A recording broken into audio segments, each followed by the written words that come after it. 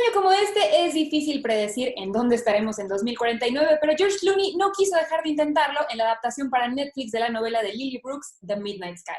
Clooney interpreta a un hombre llamado Augustine que decide pasar sus últimos días en una prácticamente inhabitable Tierra y ahí solo se enfrentará a sus verdaderos demonios. Esta película también es protagonizada por Felicity Jones, David Oyelowo, Kyle Chandler y Demian Bichir. Y estuvimos con ellos para conocer qué hay detrás de The Midnight Sky. Do you copy?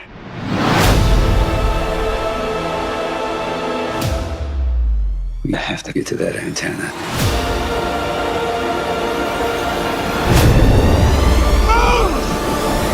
I have to tell you, thank you for this film.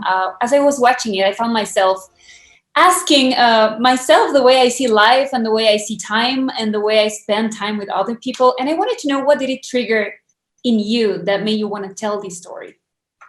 I like the idea of talking about we do this every once in a while as a world, but as a country, my country in particular right now, we do these things where we head in the wrong direction for periods of time.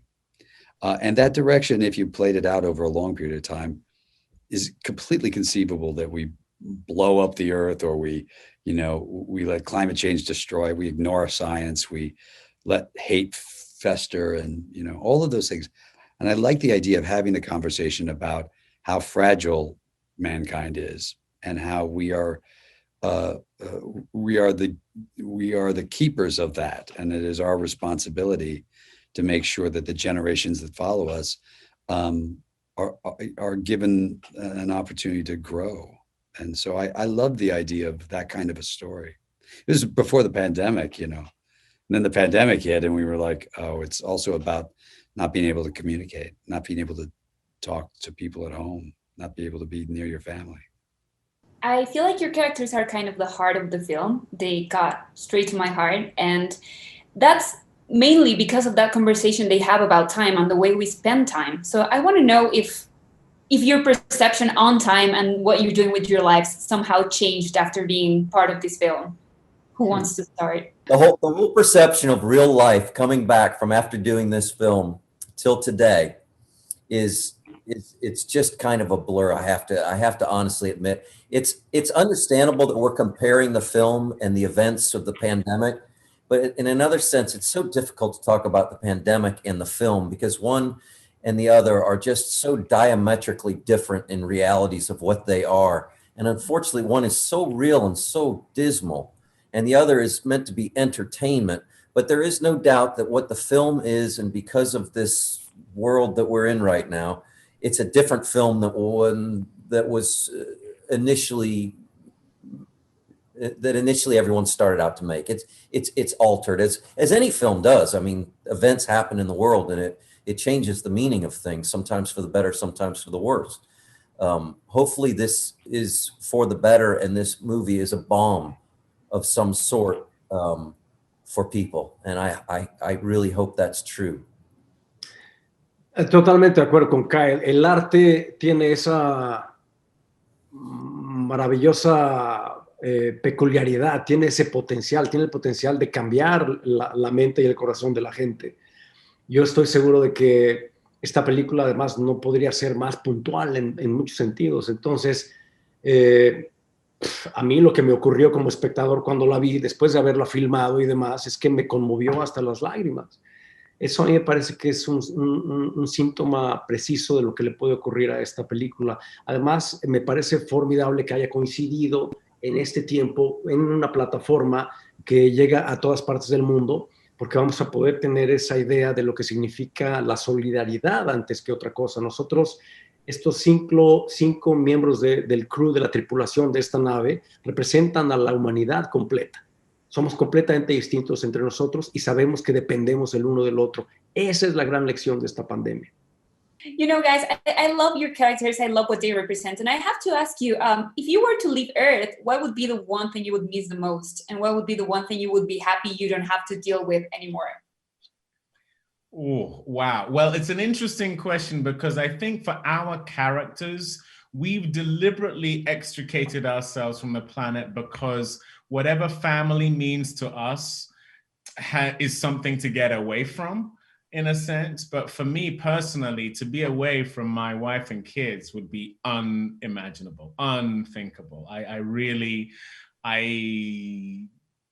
would take death over that, to be perfectly frank. The things that I wouldn't miss particularly, gosh, it would be great to get away from Corona, wouldn't it? Please. I will take that for sure. And you, Felicity? Yeah, I mean, along the same lines, I would be, yeah, family. You don't want to be apart from them for a second.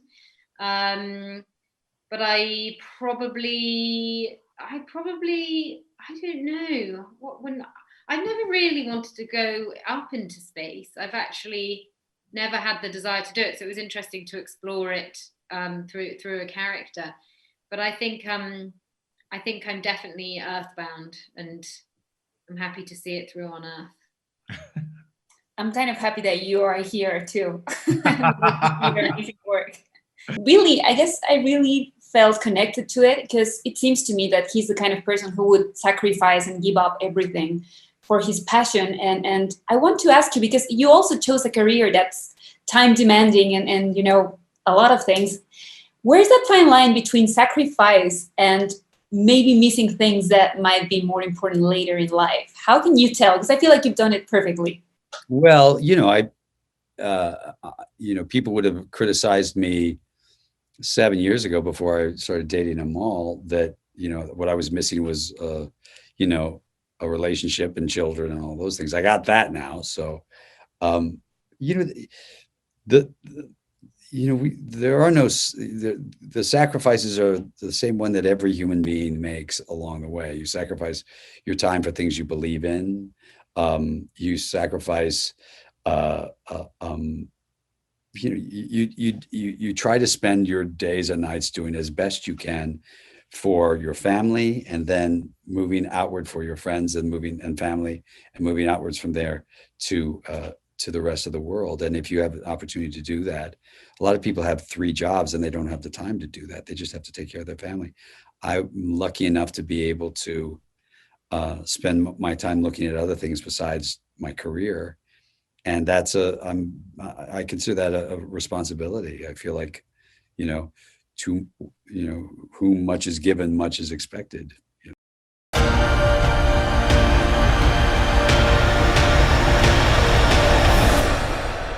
Before it's too late. The Midnight Sky está disponible en Netflix a partir del 23 de diciembre. Soy Gaby Cam, nos vemos la próxima.